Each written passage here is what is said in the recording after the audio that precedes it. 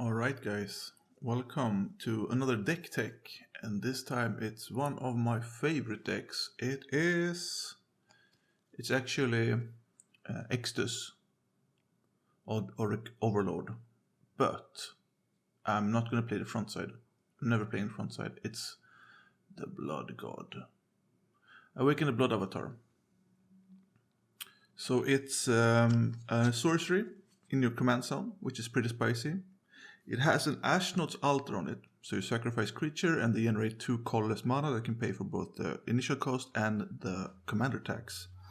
And what it does, it is producing a plague crafter effect, so everyone sacrifices a creature, and then you're starting creating these guys, the avatars, and they are beefy boys. They are 3/6s with haste that deals 3 damage to each opponent on attack. So that is some spicy stuff. So first up is ramp. We have, of course, Soul Ring.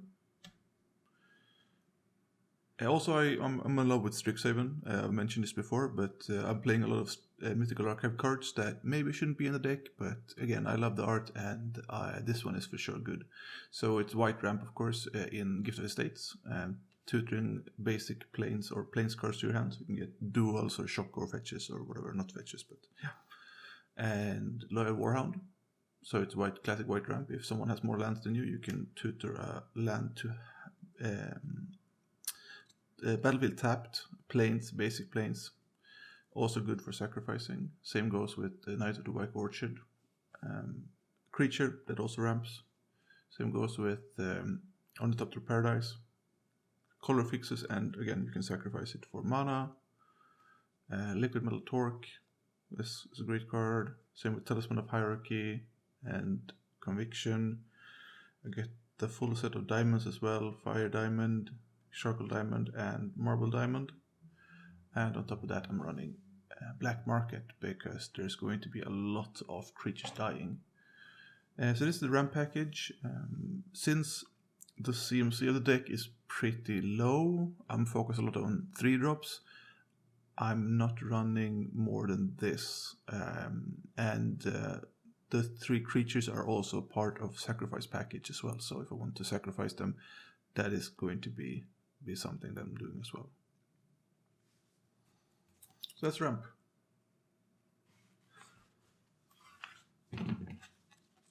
Next up we have interaction. By force, there's a lot of artifact and artifact decks now, so you need artifact removal. Swords of Plowshares. Fragmentize, maybe it's not as commonly played as the other ones. 1 mana, destroy something with 4 CMC or less. So artifact or enchantment, it's sorcery speed, but it's 1 mana, so it's great against third 1 soul rings and stuff. And this enchant, I think that's super playable. And then we have a nice double masters terminate. Love the art on that one. Fracture, artifact, enchantment, and planeswalkers. Helios intervention. Bedevil, great Seb McKinnon art. Vindicate, and Mortify. So I kind of kept the theme of this deck sort of towards multicolored, so I'm trying to get as much multicolored as possible. And also this actually, believe it or not this version with these fancy foil whatever, but the regular deck is a €50 budget deck. So this one, cheapest version, besides for the lands. I'm going not to include the lands in this one, but besides the lands, it's a €50 deck. Next up we have card draw. Skeletal Scrying, because I'm sacrificing my creatures, I'm going to have some cards in graveyard. Sign and Blood is classic draw 2. Throw Possibility, pitching a land, drawing more cards. Painful Truths, 3 mana, draw 3. There's a new card actually. To Kasia's Welcome, I guess. So even the avatars, even though they're cost a lot, they're less than 3, they're 0 CMC. So drawing cards on each token that ETBs. Run of the Third Path. ETB, it could be argued that this is interaction as well, but I'm putting this in card advantage because I need that more. I have fewer card advantage cards. Mentor the Meek. So I have a lot of, you'll see later, card token generators and stuff. Reader Bonds, Theros Classic Foil, and Airboss, Bleak Carded. So it will cost me some life, but yeah, it's an aggro deck, so I can give up some life to draw some cards. So 9 card advantage pieces is not a lot, but yeah. I may be putting Greedian back in soon, but I'm not sure. I'm going to play test this version for a bit. Next up, we have token generators. Stuff that generates tokens. So I'm running 3 one-time use token generators. Lingering Souls. 2 for 3. And Flashback, so I can play twice. Call out the Copper Coats. If someone has more creatures than me, I'll get a ton of value from that one. Instant speed as well. And Shramp's Expertise. And this one I've not seen a lot of players play, but it's 4 mana, create 3 tokens, and you get to play a 3-drop from your hand. And this deck has a lot of 3-drops. So if you can get this one out on ramping turn 2, dropping a land turn 3, having 4 mana, I'm playing that, and then one of my token generators will come.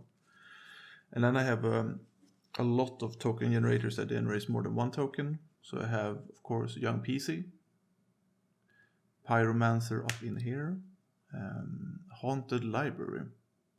So my opponent's creatures will die, and hopefully a lot. So then I will just pay 1 to get my spirits. Also flyers, so great blockers. This one has done some serious work. So whenever an opponent draws a card and it's not their turn, I get Devil. And if I have 3 devils, I just attack each opponent with one of the devils, and they all draw a card and discard a card. So I get my 3 devils back. So once I have 3 devils, yeah, it's Devil City up in here. Great card, I love it a lot. It's done a ton of works. Next up, Squee, Dubious Monarch. The art and everything, I really like this card. It's a 3-drop that generates the body and has recursion on himself and scales, so as long as he can get to attack, I get more goblin tokens. So that one is doing a lot of work in this deck. Chandra, Acolyte the Flame, creating 2 temporary temporary elementals they can sacrifice to generate more mana. She generates 4 mana for my commander, so that's actually pretty sick. So she has done a ton of work. Also, the -2 is relevant. You can pick up instant sorcery for 3, and there are some pretty spicy 3 or 2 drops or 2 CMC instant and sorceries in this deck that you will see later. Sagemore Witch. Again, I love Strixhaven, and this one is actually fine. Yeah, I like her. A newer card again, Lagamos, Hand of Hatred. Creates elemental in beginning of combat, and it dies at the end step, so I can use, if I want to play my commander after combat, generally I don't, but if I want to, I can. And also, if I played my commander and this one is in play, usually I sacrifice 3 maybe 4 creatures, and if one of my opponents has 1 creature, this one will be Demonic Tutor every turn. So this one for sure is a beast in this deck.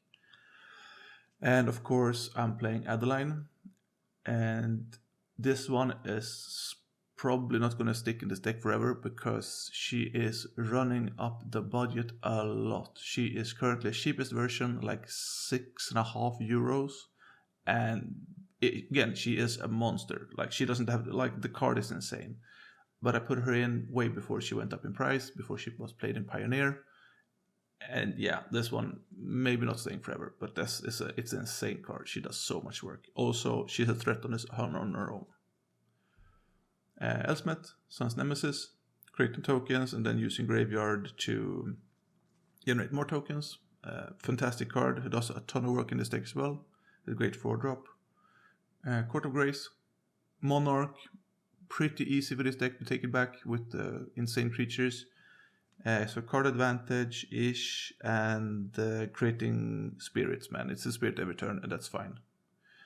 And then we have Talise, Reverent Medium.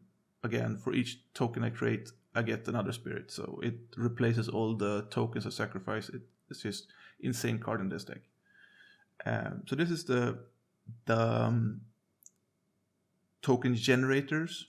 We have 2 that generates on spellcast, 1 that generates on death, and 1 that generates that replaces the tokens, and 3 spells. So this one is going to be the generation of tokens, and I'm focused a lot on 3 drops here because I really want to be trying to cast my commander turn 4, maybe turn 5, and then starting getting in for pressure, because it's actually a pretty aggressive deck that I feel like is missing in the current meta.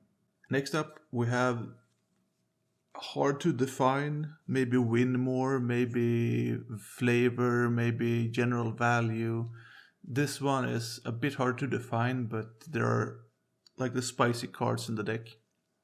So we start with Wake of Reflections, 1 mana populate, and like in most decks this will do some work. It's a 1 mana created token or something, but with the Blood Avatar token, this one is super spicy.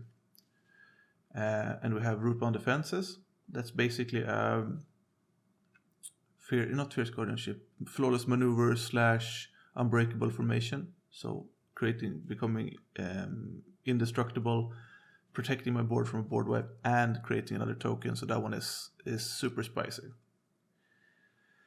Then we have a few enchantments. So we have an Intangible Virtue. So it's an aggro deck, but this one turns them up to a 5 or 7 toughness, and blocking as well, so with vigilance. So this one is keeping myself safe more than anything. And then we have Double Vision. Yes, doubling the commander. It's, like 15 mana, 16 mana, 18 mana, something like that. So Double Vision in this deck is insane. And one of my favorite cards that's in a lot of my decks, I think you saw it in my Eurolock bird deck, it's Dictator of Twin Gods. This one is fantastic. Just doubling up damage, you will see people dying. Like if I have 2 commanders out, attacking is 6, it's 12 just by attacking for 1 attack with 2 commander or 2 avatars. So that one is going to kill people. And of course, also one of my favorite cards, Song of the World Soul. Every cast is going to create another avatar.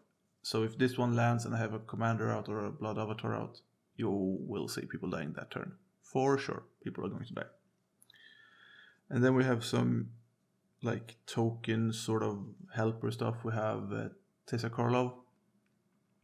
Initially in this deck, she was better because I had some afterlife creatures. I have 1 left, afterlife.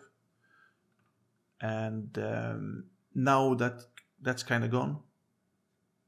But she gives lifelink and vigilance, so she kind of shares that with the Intangible Virtue.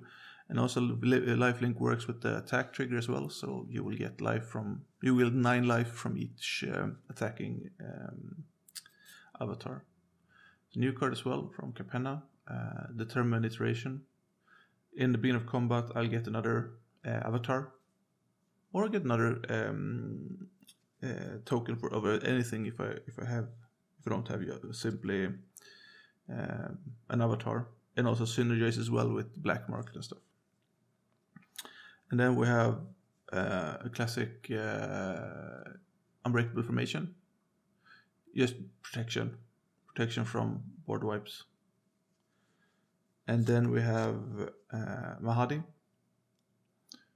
So it will ramp me. So if I don't have Talisi and creating tokens that's replacing the creatures I sacrifice, I have Mahadi to generate treasures from the cards that I waste or the creatures I kill. And also it works with my opponent's creatures. And then of course we have Ishin. 2 Heavens is 1. double combat trigger. It's it's a monster in this deck. And then a card I've not seen anyone really play, and it's Girard's Diligence. So it's basically a fireball without the kicker, so you'll deal X damage to creatures, and for each creature that dies, you will get to populate. And as you've seen with the creature creation package or the token generations, you see that there's a lot of 1/1s, and you can figure out what happened when you have like 5 1/1s and do this for X equals 5 for 7 mana. You get 5 blood avatars. If you have 1, you will get 6. And the 5 extra you get will result in 15 extra damage on top of putting 5 extra bodies as pressure on your opponents. So it will shake the game up a bit, yes.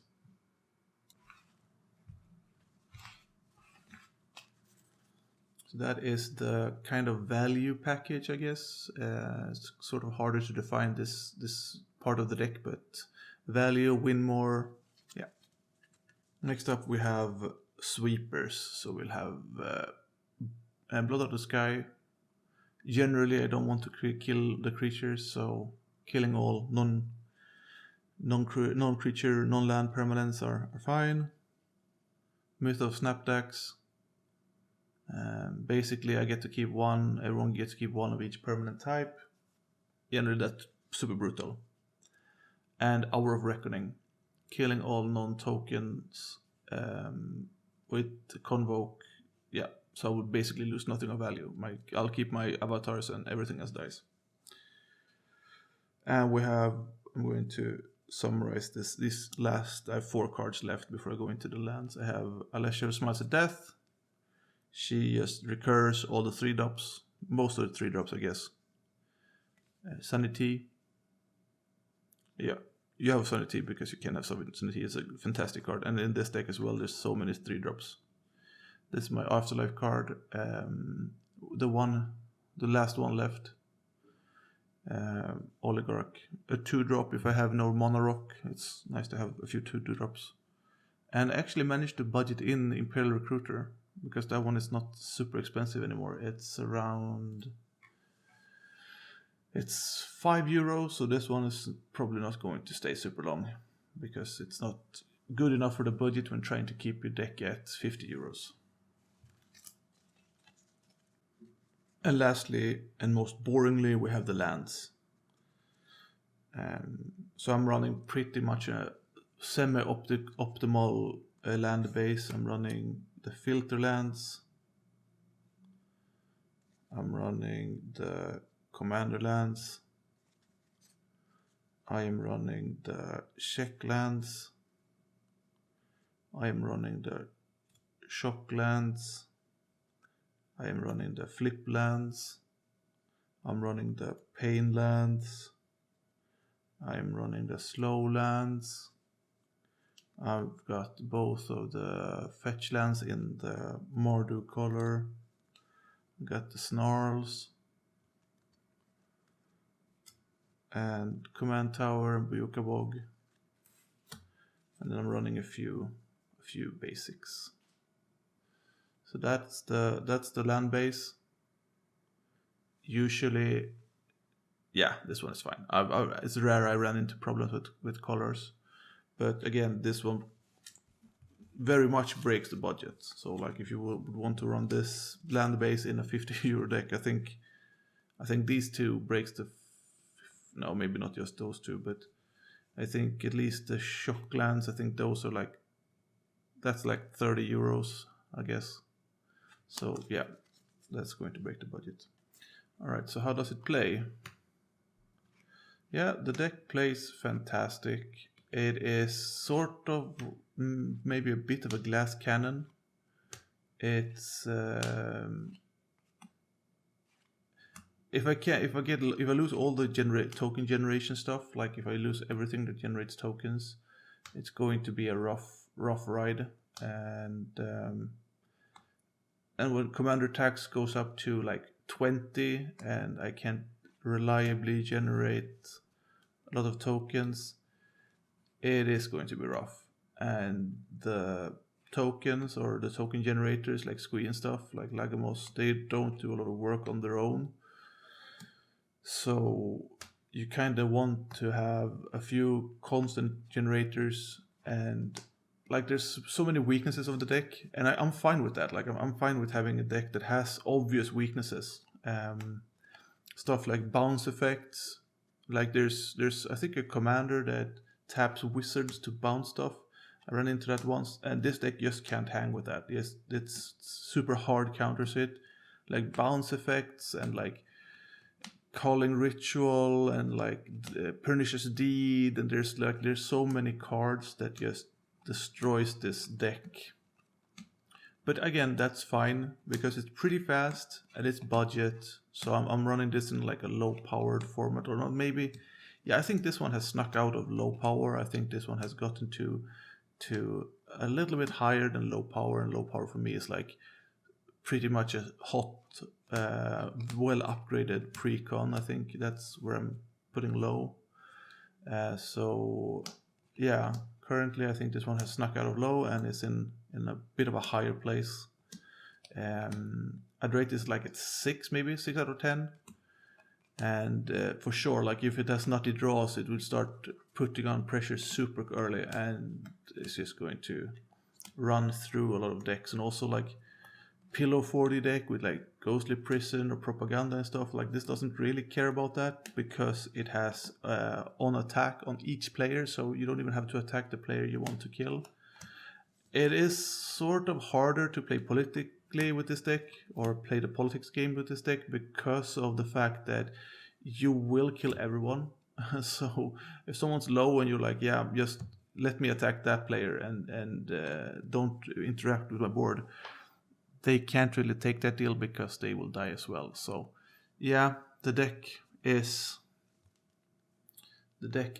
actually super fun to play. I say this one is one of my favorite decks, and you can see that by how much I've invested in the land base. But yeah, never played the front side. You maybe notice also I have no sack outlets except for the commander. So once I actually played the front side. Once at one game I played the front side, and like 2 turns later I figured that I don't have any sack outlets, and people are pretty low on health, so they were like, yeah, we're not going to attack you because you just want the commander to die to have it in command zone. And you can't allow you to play your blood avatar. You can't have more